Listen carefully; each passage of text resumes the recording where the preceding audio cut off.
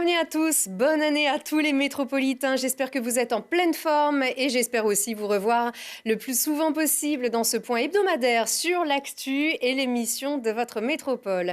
Votre métropole qui gère par exemple la collecte des déchets. Votre bon vieux sapin qui fait grise mine n'est pas un déchet comme les autres. C'est un déchet vert, ça ne va pas dans la poubelle grise, ni dedans ni à côté, et encore moins au bas de votre porte dans la rue. Un sapin, ça part à la déchetterie, mais pour vous raccourcir le trajet, la métropole mettra en place des points de collecte. Comme chaque année, 48 points de collecte sont répartis dans les métropoles et dans les déchetteries. Votre sapin sera recyclé, transformé en broyat et revalorisé en compost. Attention, tous les sapins ne sont pas acceptés. Pas de neige artificielle, pas de pots ni filets. Retirez bien boules et guirlandes. Et pour trouver facilement le point de collecte le plus proche, allez voir le site internet de la métropole, lametro.fr, et cliquez sapin de Noël dans le moteur de recherche du site. Autre tradition du début d'année, la cérémonie des vœux n'échappe pas au coup de gomme de la crise sanitaire. Le moment important qui exprime les perspectives, l'agenda, les priorités de la métropole à toutes les personnalités du territoire est annulé. Et alors que le budget alloué à cette cérémonie est de 30 000 €, il a été décidé que cette somme serait versée aux associations qui œuvrent auprès des personnes vulnérables dans les quartiers populaires. 30 associations comme le Secours populaire de Grenoble ou le Café associatif dans le quartier Renaudy à Saint-Martin-d'Hères vont toutes toucher 1 000 € au titre du soutien exceptionnel.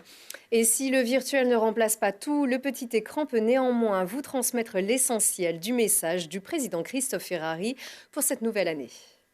Avant de présenter les vœux pour 2021, c'est d'exprimer la gratitude à toutes celles et ceux qui ont permis que nous puissions, malgré le confinement, malgré les difficultés, vivre dans cette période-là. Je pense à toutes celles et ceux qui ont été sur le pont. Bien sûr, les agents des professions de santé qui ont été là dans les hôpitaux et ailleurs. Tous ceux qui ont assumé les services publics de proximité, les poubelles, l'eau, la sécurité de tout ça, et qu'on puisse vivre malgré tout dans ces conditions-là. 2021, c'est des vœux de résistance, c'est des vœux de résilience pour que chacune et chacun soit mobilisé, en espérant évidemment que nous sortions le plus vite possible de cette période si compliquée. Mais je crois que nous avons à assumer derrière cela des changements dans notre territoire parce que le monde de demain ne sera pas celui d'hier. Les transitions écologiques, énergétiques doivent être à l'œuvre.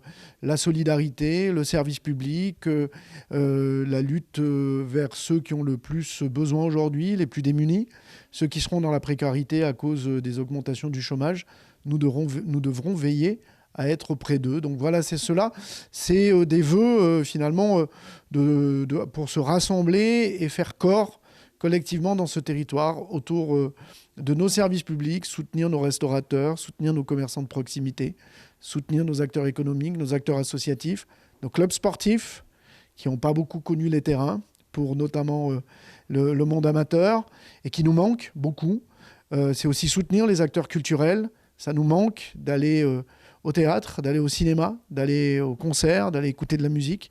Tout cela nous manque et évidemment, ça sera aussi cela, c'est-à-dire d'être au rendez-vous en 2021 lorsque nous pourrons tout simplement être à leur côté. Et ça sera le message, c'est le message que j'adresse aux métropolitains dès que nous pourrons le faire, d'être vraiment présents et solidaires et d'être auprès d'eux. On doit être humble devant tous ces changements-là. C'est que finalement, cette mondialisation qu'on nous présentait comme étant pleine de vertus se révèle quand même pleine de réelles difficultés. On s'est aperçu qu'on n'était pas capable de produire des masques tout de suite dans notre pays, qu'il fallait compter sur les pays extérieurs. Ça nous a ramené à une forme de patriotisme économique que de défendre notre commerçant de proximité, l'entreprise, la TPE du coin qui fabrique tel produit. Je crois que ça a révélé en nous des choses qui nous montrent que finalement nous sommes toutes et tous liés par ce lien territorial et que nous devons renforcer dans les années. Oui, c'est donc cela qu'il nous faudra défendre à l'avenir. Je crois qu'il ne faut pas qu'on l'oublie.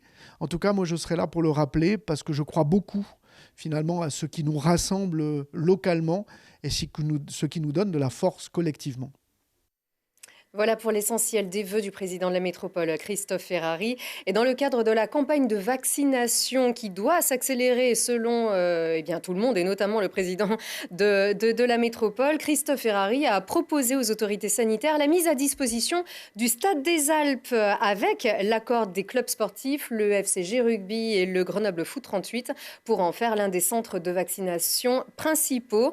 Avec la précision, nous devons amplifier le rythme à l'échelle de notre territoire. Le Stade des Alpes est un lieu central et vaste et en temps normal, sa capacité s'accueille à 20 000 personnes et le stade pourra donc accueillir un large public et son espace permettra de respecter les protocoles sanitaires. On se souvient qu'en 2009, fin 2009, le Stade des Alpes avait déjà été un centre de vaccination à l'époque pour la grippe H1N1. Voilà pour cette dernière information. Merci de nous avoir suivis. Passez un très bon week-end.